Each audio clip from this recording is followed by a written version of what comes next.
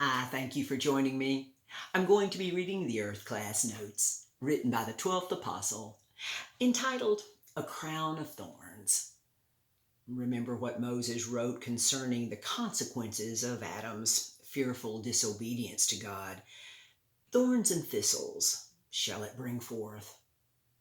At Adam's fall, the consequences of his disobedience became visibly evident to all, as the recent recreation of Earth's surface by God became altered due to the consequences of Adam's disobedience. Although much has happened since that time upon the surface of the earth, primarily the Great Flood, much of what we still see today is much like it was after Adam's fall, including abundant thorns and thistles.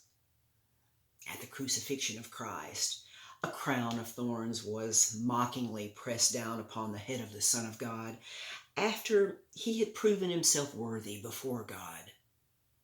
When Jesus was crucified, he was shamefully naked, except for a crown of thorns upon his head.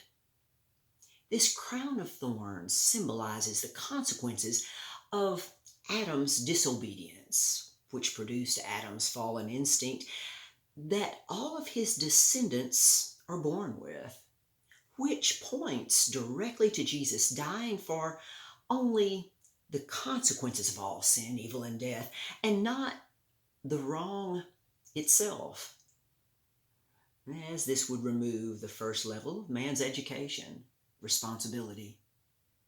The fact that a crown of thorns was upon Jesus' head infers that even though Jesus paid in full for the consequences of all wrong, the responsibility is still ours to fulfill.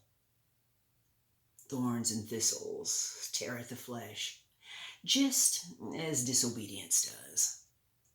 Until next time.